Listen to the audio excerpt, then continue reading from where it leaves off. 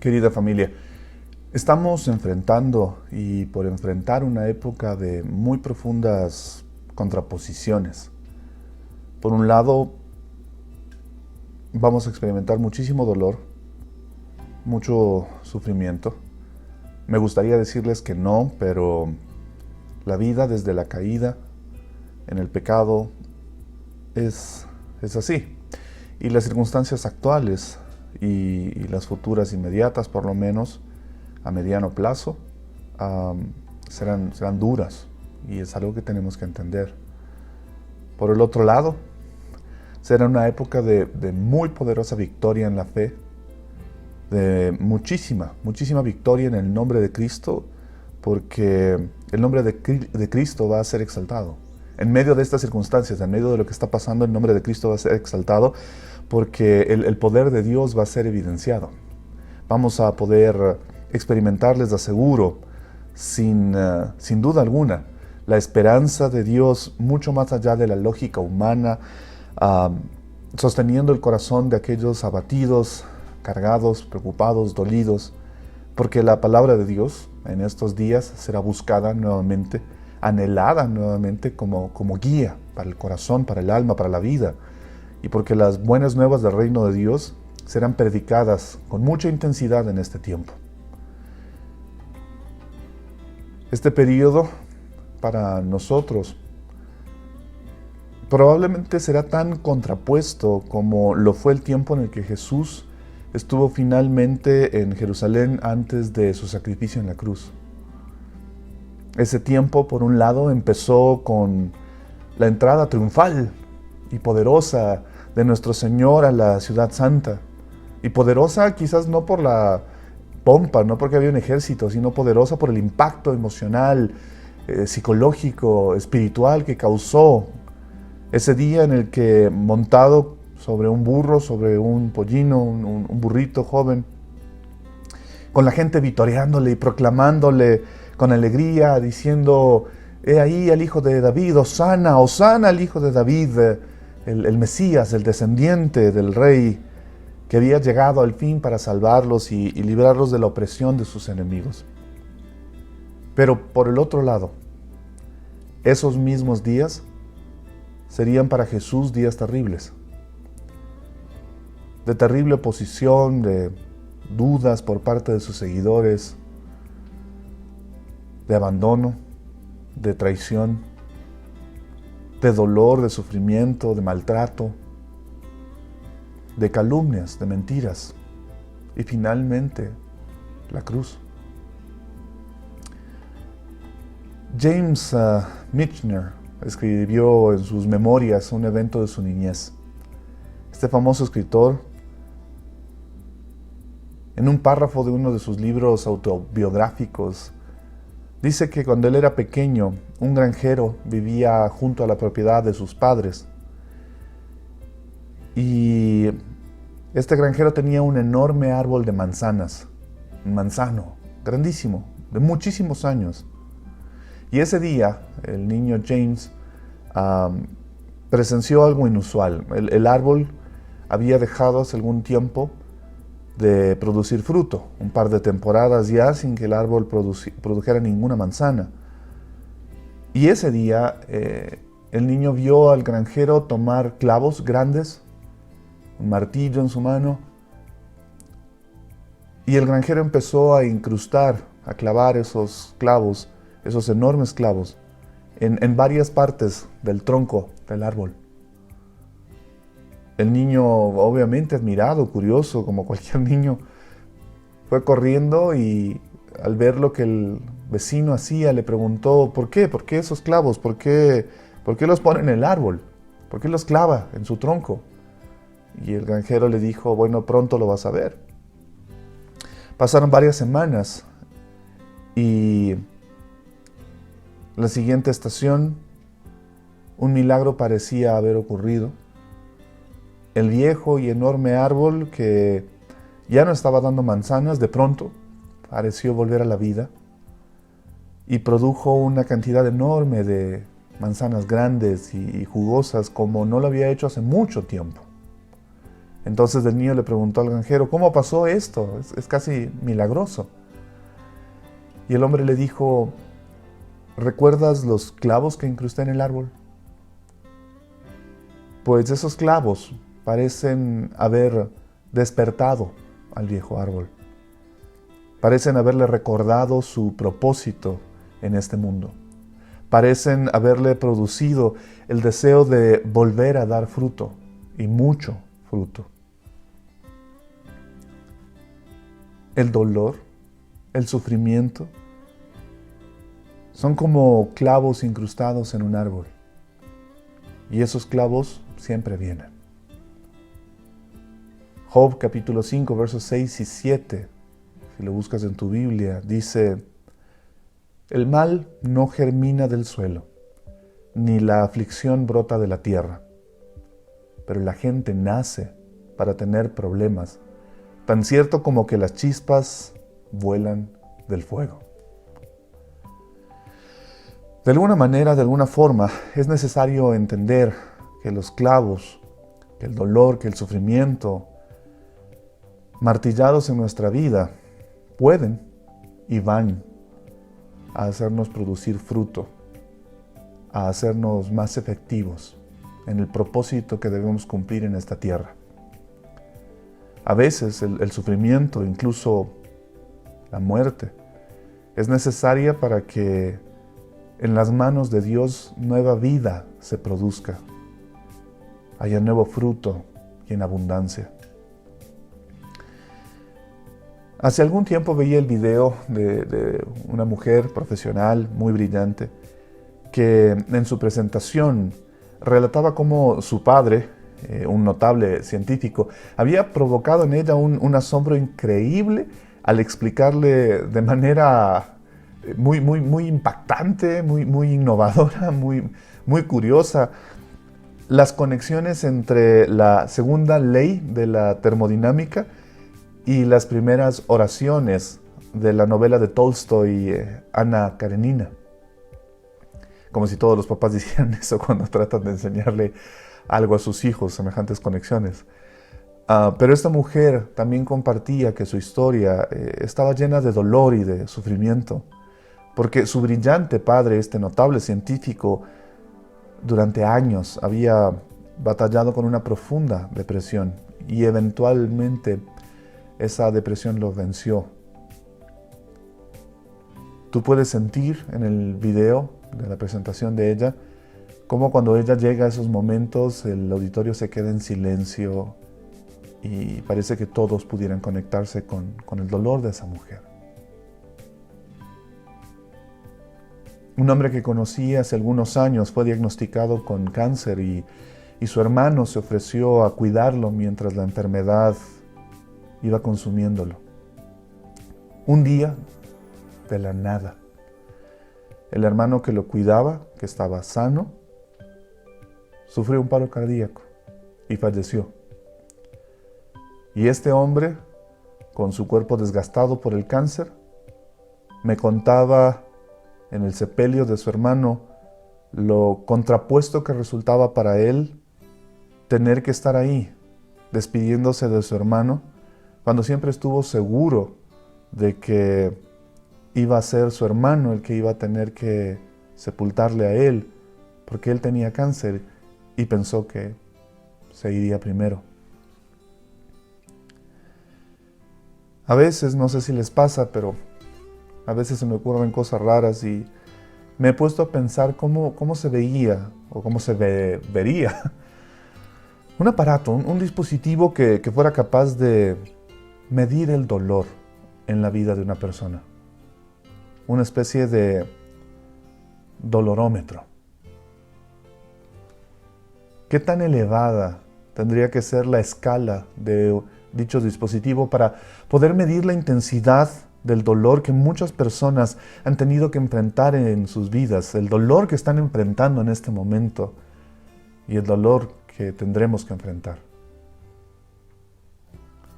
Hablando de dolor, quiero que por favor recuerden que durante esta transmisión ustedes pueden seguirnos escribiendo al chat de WhatsApp, al chat de Facebook, al chat de YouTube, para comentarnos cuáles son sus peticiones de oración.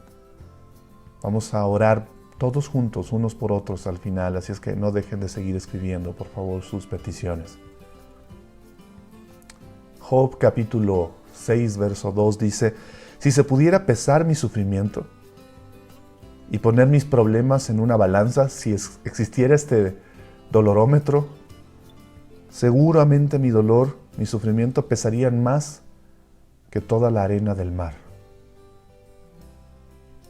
Y Job sí que sabía de sufrimiento. Estos días, nuestro país ha perdido a muchos de los nuestros. Ciudadanos en distintas partes, pero sobre todo hasta ahora en la provincia del Guayas. Hijos de alguien, padres de alguien, esposas de alguien, hermanos de alguien. Y cada vez más el dolor y la muerte que esta pandemia está produciendo toca nuestra vida más y más de cerca. Y nace inevitablemente o renace en medio de estas circunstancias tan duras, tan dolorosas, una pregunta que ha abatido el corazón humano durante mucho tiempo. ¿Es posible creer en un Dios que es todo amor, que quiere el bien para nosotros, que es todopoderoso y que por lo tanto puede hacer ese bien? ¿Es posible creer en esa clase de Dios en un mundo que enfrenta tanto dolor y tanta maldad? Porque estos días no solo hemos vuelto a tener que experimentar el dolor y de una manera terriblemente intensa, sino que una vez más hemos tenido que enfrentar la corrupción y la maldad en el corazón de los hombres y mujeres, aún en los momentos en los que uno imaginaría que solo debería haber solidaridad. Archibaldo MacLeish escribió una oración muy puntual, pensador, filósofo, para expresar este problema. Él decía: si Dios es bueno, no es Dios, porque no es capaz de hacer nada al respecto de la maldad que sufrimos. Y si Dios es Dios y realmente puede hacer algo con respecto al dolor y el sufrimiento que enfrentamos, entonces no es bueno, porque no está haciendo nada. Era un conflicto en el corazón de este hombre, un conflicto muy parecido al que muchos enfrentan hoy. Y ha sido siempre sorprendente para mí desde que conocí a Jesús y empecé a estudiar su palabra, la palabra de Dios, que uno de los libros que más honestamente enfrenta el dilema, este dilema del sufrimiento y del dolor, que más reflexiona sobre el sufrimiento de la vida humana, es la Biblia. La Biblia tiene muchísimo que decir acerca del dolor. Si lo analizas, si has leído la Biblia y te has dado cuenta, solo los 2 primeros capítulos de la Biblia hablan de un universo antes del sufrimiento. Y los 2 últimos capítulos de la Biblia nos hablan sobre una vida post-dolor. Pero todo lo que está en la mitad habla profundamente sobre el dolor y el sufrimiento, sobre nuestro dolor y sobre el dolor y sufrimiento del mismo Dios. Claro está, hay que ser honestos en esto. La mayor parte del tiempo nosotros mismos hemos sido responsables de traer dolor a nuestras vidas como consecuencia de nuestras propias acciones. Y peor aún, hemos llevado dolor a la vida de otros como consecuencia de nuestras acciones. Si yo les pregunto, si estás con tu familia, si estás con tu gente viendo esto, puedes preguntarle a alguien al lado tuyo, sobre todo aquellos que son adultos y que ya tienen licencia de conducir, ¿cuántos de ustedes han recibido una multa de tránsito en algún momento, de algún tipo? Levanten ahí en su casa la mano los que hayan recibido una multa de tránsito por alguna razón, por algún motivo, de algún tipo. ¿Ok? Y si yo les pregunto, ¿cuántos de ustedes realmente merecían esa multa de tránsito? A mí me ha pasado en más de una ocasión que he hecho algo en mi conducción que no debía hacer. E infringí alguna norma o ley de tránsito y entonces vi o al policía haciéndome la señal de que me detenga. Y en más de una ocasión, insisto, mientras me detenía y preparaba mis documentos para entregárselos al policía o mostrárselos para que lo revise, pensaba, ¿por qué a mí? ¿Por qué a mí? ¿Por qué a mí? Hay muchísima gente que es peor conductora que yo, que seguro ha cometido peores infracciones. ¿Por qué a mí? ¿Por qué me paran a mí? ¿Por qué tengo que ser yo? Y la respuesta a esa pregunta siempre es la misma. Porque esta vez fui yo. Fui yo el que cometió la infracción. No es responsabilidad de otro, y no es el momento para juzgar a otro. Esta vez es completa y totalmente mi responsabilidad. En la Biblia hay muchas secciones que tratan de ayudarnos a evitar ese tipo de dolor. Por ejemplo, Proverbios. Si tú has leído los Proverbios, te habrás dado cuenta de que ofrece este maravilloso libro una lista enorme de enseñanzas sobre sé un padre sabio, sé un hijo sabio, sé una mujer sabia, sé un esposo sabio, sé un líder sabio, sé un jefe sabio, sé un empleado sabio. Maneja tu dinero con sabiduría, maneja tu sexualidad con sabiduría, maneja tu enojo con sabiduría, maneja tus palabras con sabiduría. No culpes a Dios o al universo o a otras personas. Si el que ha hecho de tu vida un desastre y que sufre con dolor las consecuencias de sus acciones, fuiste tú. Tú mismo te llevaste a esto. Y todos lo hemos hecho. Y por eso todos necesitamos esa sabiduría que, déjame decirte, solo vas a encontrar en la palabra de Dios, para evitarnos por lo menos algo de esa clase de sufrimiento que nosotros mismos nos provocamos. Pero en medio de nuestro dolor, de otros tipos de dolores, sobre todo aquellos que aparentemente no nos provocamos a nosotros mismos, aparece otra pregunta, que es costumbre humana. Desde el libro del Éxodo, con Israel, un pueblo esclavizado, pasando por el sufrimiento de Job, por el vacío que siente el escritor de Eclesiastés, o todo el sufrimiento que uno puede ver en los Salmos, o sin duda en el libro de Lamentaciones. La costumbre humana del ser humano ha sido preguntar una y otra vez, ¿por qué, Dios? ¿Hasta cuándo, Dios? ¿Por cuánto tiempo, Dios? ¿Por qué nos has olvidado, Dios? ¿Acaso no nos escuchas, Dios? ¿Vas a hacer algo, Dios? ¿Vas a actuar? Y para mí siempre ha sido fascinante cómo la Biblia jamás es un libro hipócrita y no pretende aparentar haber sido escrita por personas sabias y casi superdimensionales, que explican la maldad y prueban la existencia de Dios con mucha facilidad, sino que fue escrita por personas que estaban desorientadas, sobrecogidas por sus circunstancias, preocupadas, atormentadas por el mal, personas como nosotros, en situaciones como las que estamos viviendo ahora. Yo en lo personal odio el sufrimiento, la maldad, el dolor. Odio que personas que amo, tengan que llevar cargas que a veces parecen aplastarlos, que son injustas, cargas que parecen interminables, que les quiebran. A veces me levanto en la noche y sé que a muchos de ustedes les pasa también, o simplemente no puedo dormir, preocupado por esos sufrimientos que otras personas están enfrentando, pensando que ellos están sufriendo más que yo y no saber si hay algo que yo pueda hacer para ayudarles a aliviar, aunque sea un poco de esa carga.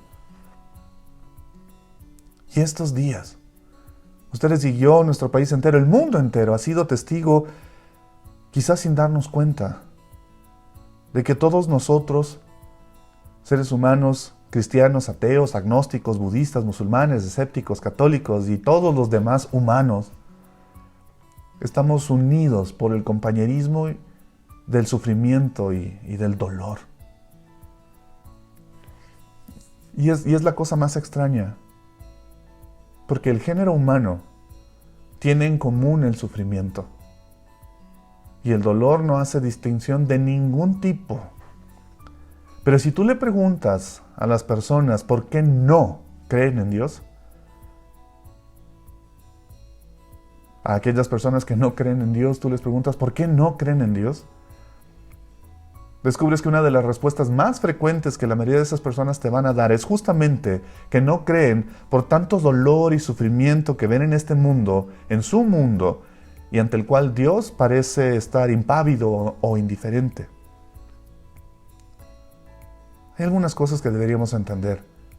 Cosas como el hecho de que la mayoría de religiones han nacido del dolor. Un joven príncipe llamado Siddhartha sale de su palacio por primera vez en su vida y empieza a recorrer las calles de su ciudad y mira a un hombre enfermo, mira a otro viejo y achacoso, afectado por los males de su edad. Incluso llega a ver el cuerpo de un hombre muerto tirado en la calle. Y todo esto lo impacta tanto que decide dedicarse él mismo a entender y resolver el problema del sufrimiento. Y así es como empezó el budismo.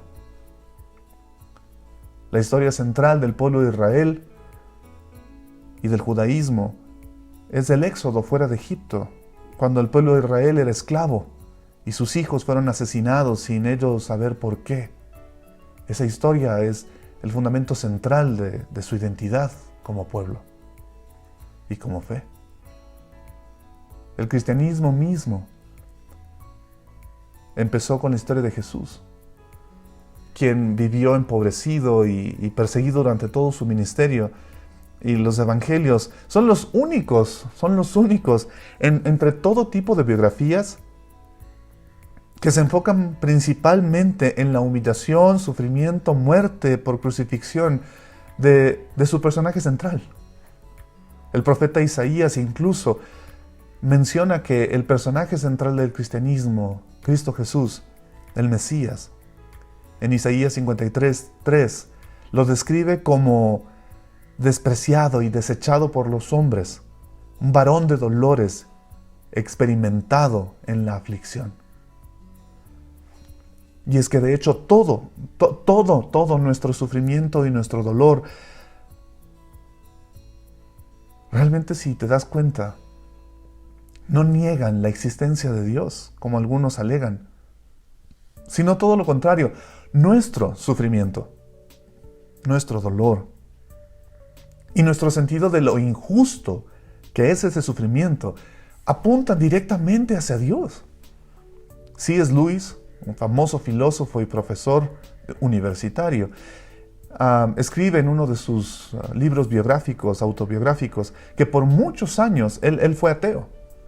Y la principal razón era que cuando él observaba el universo, le resultaba cruel e injusto. Cuando observaba el mundo, sobre todo el mundo humano, se daba cuenta de que era cruel e injusto. Pero con el tiempo, en su reflexión sobre esta crueldad e injusticia de este mundo, él se dio cuenta de que había también una gran verdad ahí. Si el ateísmo fuera cierto y Dios no existiera, no habría fundamento para nuestro conflicto con el dolor. Si Dios no existiera, no habría en nuestro corazón esta expectativa por la justicia frente al dolor, en primer lugar. C.S. Lewis escribe, me voy a permitir citarlo.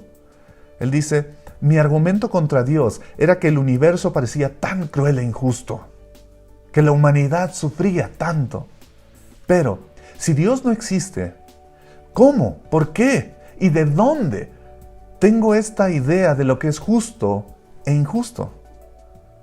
¿Con qué o con quién estaba yo comparando este universo, el mundo, mi vida y la de otros, para llamar a algo injusto? Claro que hubiera podido abandonar mi idea de justicia diciendo que no era nada más que una noción en mi cabeza. Pero si hiciera eso, dice Luis, entonces mi argumento contra Dios colapsaría también, porque mi argumento contra Dios se basaba en reclamar que el mundo era injusto y no solo que el mundo era poco placentero para mí. Y Luis termina esa construcción de esa idea diciendo: a veces el ateísmo resulta ser demasiado débil. Y todos nosotros, en lo profundo de nuestro corazón, sabemos que existe Y por eso demandamos tal cosa como la justicia. Sabemos que debe existir justicia. Y que no puede ser arbitraria, egoísta, torcida, desigual, inequívoca, parcial, beneficiando solo a unos más que a otros. Por eso nos enojamos tanto cuando la justicia es agraviada, cuando alguien hace algo que sabes que es injusto, que es incorrecto, y por eso demandamos justicia. ¿Pero de dónde vino? ¿De quién proviene en nosotros ese sentido inherente que tenemos de justicia? La noción completa de justicia presupone, demanda que esta existencia sea más que una serie de casualidades en el universo, por un montón de átomos que al azar y casi por suerte se lograron acomodar de forma que le dieron vida a todo lo que conocemos y a nosotros mismos. Déjame decirte, no solo existe una forma como las cosas son, existe una forma como las cosas se supone que deben ser. La evolución, por ejemplo, como la plantean muchos de sus teóricos modernos, se describe solo como la supervivencia del más apto. Pero eso no es suficiente para explicar la realidad moral, ¿o sí? Porque si es la supervivencia del más apto, ¿el más apto según quién? ¿Según qué? ¿En el reino animal? Quizás sí, eso puede explicar mucho. Porque el más apto de los animales en un ambiente equitativo tiene que llevar a cabo las tareas y proezas necesarias diarias para sobrevivir, conseguir alimento, cuidarse, refugio. Pero en el mundo humano eso no funciona. Porque resulta que no siempre el más apto es el que logra vivir. A veces vive el más cruel, el más injusto, el más abusador, el más acumulador, el más egoísta. ¿Tiene eso sentido moral? La teoría de la evolución, como lo explican modernamente algunos de sus impulsadores, parece explicar mucho y de hecho lo hace. Pero no explica eso, no lo explica todo. No explica por qué la gente inocente no debería morir de hambre, cuando es gente buena y entre ellos hay gente inteligente y muy capaz, tanto como aquella que tiene dinero y recursos y por lo tanto no muere de hambre. Estas ideas no explican por qué la gente que no tuvo acceso a una educación buena y de calidad y que quizás ni siquiera alcanzó a terminar ese proceso de educación en algún nivel, no logró entonces adquirir las herramientas que le ayudaran a construir posibilidades, plataformas financieras que le dieran recursos. Ese tipo de posturas no explica por qué tenemos que ver a hermanos y hermanas nuestras morir estos días en ciudades hermanas como Guayaquil, en las calles. Tampoco explica por qué. ¿Por qué la gente que se esfuerza por ayudar a salvar a otros debería ser sacrificada? Cuando quizás no tuvo los recursos, los implementos o el apoyo suficiente para cumplir con su tarea y eso le costó la vida. Esas teorías y esa posición sin esperanza no explica por qué los que viven con el pan de cada día deberían ser considerados como descartables o desechables. Ahora yo sé que nada de eso prueba tampoco la existencia de Dios, pero al mismo tiempo, ese sentido de injusticia y de dolor que todos sentimos y que hemos sentido muy intensamente estos días, no puede ser explicado por el secularismo, el agnosticismo o el ateísmo o el postmodernismo. Porque el secularismo y sobre todo la postmodernidad, lo único que nos han ofrecido en ese sentido es una completa ilusión falsa de control. Pero es irónico porque a pesar de los avances tecnológicos y científicos que nos han hecho creer capaces de controlar nuestras vidas en muchísimos aspectos, en momentos como estos, revelan que seguimos siendo incapaces de controlar y que de hecho lo que realmente controlamos es muy poco. Incluso la posmodernidad nos ha hecho creer que si logramos darle sentido al sufrimiento y al dolor, entonces podremos evitarlo. Si alguien nos comenta que tiene cáncer a los pulmones, le preguntamos, oye, ¿fue por fumar? Porque entonces si nosotros no fumamos, entonces nunca nos va a dar cáncer. O si soy un buen padre, mis hijos van a resultar como yo quiera.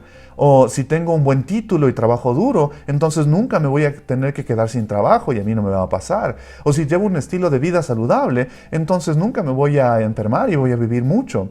O si tengo dinero y me mantengo lejos de la chusma, entonces no me contagiaré de COVID-19, hasta que algunos hacen fiestas de ricos y resultan no solo contagiarse, sino contagiar a otros. Y nuestra lista de falsas ilusiones seguirá y podríamos hacerla muy larga, tratando de racionalizar las fuentes de dolor para creer que así lo podremos evitar. Evitarlo hasta que un día ese dolor nos sorprende y nos golpea. Por favor, sigan poniendo sus peticiones de oración en los chats, WhatsApp, Facebook, YouTube. Sigan escribiéndolos, por favor. Irónicamente, nosotros hoy en día sufrimos muchísimo menos de lo que sufría la gente en la antigüedad, en la época como la de Jesús y durante muchísimos siglos después. Pero le tenemos muchísimo más miedo al sufrimiento del que nuestros antepasados le tuvieron alguna vez. En la antigüedad, y realmente no hasta hace mucho, parte de la sabiduría popular, de las enseñanzas de los ancianos dentro de sus propias familias, era cultivar la conciencia de que el sufrimiento en la vida humana es inevitable. El filósofo estoico Epicteto decía que debes recordarte constantemente a ti mismo y a aquellos a tu alrededor sobre tu vulnerabilidad y tu mortalidad. Él escribe incluso a manera de poema, y en una frase de ese poema dice: ¿qué daño hace mientras besas a tu hijo susurrarle suavemente, quizás mañana ya no estés? Y sé que no es una frase bonita y estoy seguro de que probablemente los hijos de Epicteto deben haber tenido que recibir terapia, porque no suena una frase muy normal para nosotros que un padre le diría a sus hijos. Pero en la época medieval, por ejemplo, no hace muchos siglos, 20% de los niños no llegaban a su primer año a su primer cumpleaños. 50% de los niños fallecían antes de los 10 años y la gente de ese tiempo amaba a sus hijos tanto como nosotros lo hacemos hoy. La expectativa de vida en esa época era de promedio 35 años. Y en medio de todo eso, ellas eran capaces de tener una cosmovisión que le daba más sentido al sufrimiento del que la mayoría de personas logran tener hoy en día, cuando piensan que pueden controlar la vida o la muerte con la tecnología, la técnica o la legislación. Richard Dawkins, un famoso biólogo ateo, describe el mensaje posmoderno del secularismo así. Él dice: en un universo de electrones y genes egoístas, fuerzas desconocidas y replicación genética, algunas personas van a tener que terminar siendo lastimadas y otras van a tener suerte. Y les irá bien. Y no encontrarás en todo eso ningún sentido, ninguna rima o razón o justicia. En alguna ocasión yo tuve que acercarme a la cama de hospital de un hombre que, siendo joven, estaba viviendo en esa cama sus últimos minutos. Y yo no pude imaginarme a mí mismo diciéndole: bueno, tú sabes, algunas personas tienen suerte, pero tú no. No hay rima, no hay gracia, no hay razón ni justicia para ti. Yo creo firmemente que la desesperanza no solo es mala y poco placentera, creo que está mal. Que la desesperanza es incorrecta, que es falsa, que está basada en una visión, una cosmovisión egoísta, triste y retorcida de este mundo. Y hay algo extraño con ese sentido del sufrimiento. Y es que el sufrimiento siempre apunta más allá de nosotros. Y con frecuencia tratamos de adormecer nuestro dolor con trabajo, o compras, o comida, o comodidad, o placeres secretos, o un par de copas de licor, entre muchas otras cosas que usamos para tratar de aplacar nuestro dolor. Cada adicción que hemos agregado a nuestras vidas es o fue un intento inútil y desvariado por tratar de escapar del dolor. Cada una de ellas. Y cada una de esas adicciones nunca nos dio lo que nos ofrecía. Y lo que sí conseguimos fue adjuntar esclavitud al dolor que ya experimentábamos. En el Manual de Medicina Psicológica de 1850 hay una famosa historia. Un actor italiano va a ver al doctor porque está enfrentando una terrible depresión. El doctor le recomendó como parte de su tratamiento ir a ver el show del famoso cómico de la época que se llamaba Carlini. El doctor le dice: «Señor, su depresión tendría que ser muy severa para ir a la actuación del cómico Carlini y no volver a poner una sonrisa en su rostro». A lo que este paciente le respondió: «Doctor, yo soy Carlini». Y voy cerrando con esto. Hay dos formas de ver el sufrimiento. El sufrimiento por los eventos dolorosos, por las experiencias de pérdida, por las crisis, por el fallecimiento, etc. Y dos, el sufrimiento con. Y este segundo es un tipo de sufrimiento voluntario, donde dejamos de hacer lo que estamos haciendo normalmente para conectarnos con alguien que necesita ser escuchado. Le escribimos a alguien que necesita palabras de consuelo. Aportamos para que alguien que está en necesidad tenga que comer hoy. Escogemos sufrir con alguien más su dolor. Y este último es el sufrimiento que Jesús escogió por nosotros. Siendo igual a Dios, no se aferró a la gloria y honor, alabanza y reconocimiento que el universo entero ya le debía, sino que prefirió hacerse hombre y sufrir con nosotros. Él se hizo experto en el sufrimiento. Él sufrió junto con los rechazados por ser inmundos, rechazados por la enfermedad en su época, por el dolor físico que cargaban en sus cuerpos. Jesús sufrió con ellos. Jesús lloró con los que se sentían perdidos y desubicados en este mundo. Jesús sufrió el rechazo y la burla y la humillación a favor de los pecadores con los que se sentaba a conversar o a comer. Y finalmente, luego de entrar a Jerusalén triunfante, terminó en el sitio de su máximo sufrimiento, la cruz, donde por nosotros sufrió lo que jamás había conocido antes, el pecado y la culpa. Algo que Jesús no conoció. Él lo tomó y lo puso sobre sí mismo. Ese pecado y culpa que eran nuestros, Jesús lo puso sobre Él mismo y sufrió la muerte por ti y por mí. Nos preguntamos en nuestro dolor, ¿dónde está Dios? Está en la cruz, atravesado por clavos que lo sostienen a un madero. Y solo Jesús nos revela lo que ningún otro Dios falso jamás ha podido revelar de sí. Jesús nos revela a un Dios herido, a un Dios quebrantado, a un Dios humillado, a un Dios que sufre. Hace varios años tuve el privilegio por trabajo de viajar al Asia por unos días. Y en esa visita pude entrar a conocer un templo budista, hermoso, muy cuidadosamente diseñado, un sitio muy solemne.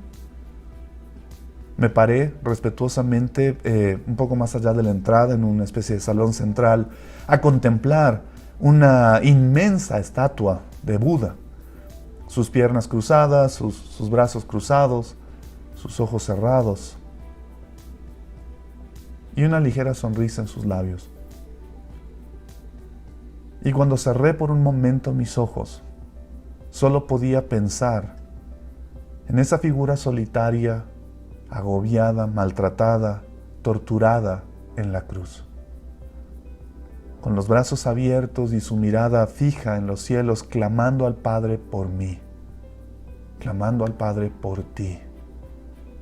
Ese es Dios para mí. Dios entró en nuestro mundo y se hizo carne y sangre. Entró en este mundo de lágrimas y sufrimiento y no lo dejó hasta estar seguro de que había recuperado la esperanza para nosotros. Sigue habiendo, yo lo sé, un signo de pregunta al final de cada uno de nuestros sufrimientos. Pero también está a su lado el signo del sufrimiento de Dios por nosotros, la cruz. Y no honramos la vida, no honramos a aquellos que amamos, no honramos a aquellos que se esfuerzan y sacrifican estos días dando su vida por otros para salvarlos. Cuando nos dejamos hundir en la desesperación y la desesperanza. Y por eso luchamos, por eso como creyentes seguimos luchando por mantener la fe firme y fuerte y levantarla. Pero no luchamos solos. Porque Jesús nunca ofreció que no íbamos a sufrir, pero prometió que siempre, siempre, siempre estaría con nosotros en todos y cada uno de nuestros sufrimientos hasta el final de nuestros días en esta tierra, cuando iniciemos la eternidad con Él. Cierro este mensaje con las palabras del apóstol Pablo en 2 de Corintios capítulo 4, verso 17. Por tanto, no nos desanimamos. Al contrario, aunque por fuera nos vamos desgastando, por dentro nos vamos renovando día tras día. Pues los sufrimientos ligeros y efímeros que ahora padecemos producen una gloria eterna que vale muchísimo más que todo este sufrimiento. Así que no nos fijamos en lo visible, sino en lo invisible, ya que lo que se ve es pasajero, mientras que lo que no se ve es eterno. Y Jesús entendió eso y nos lo enseñó. Mientras entraba ese domingo, como este, triunfal a Jerusalén, sentado sobre ese burrito, con la gente vitoreándole, Él decidió no fijarse en lo visible, en lo circunstancial de ese momento que parecía de una supuesta gran victoria, sino se fijó en lo invisible, el pecado que nos agobiaba y el sufrimiento que no podíamos cambiar, y su necesidad de ir a la cruz para dar su vida y sacrificarla por nosotros. Ese es nuestro Dios. Él es nuestra esperanza en medio del sufrimiento, en medio del dolor.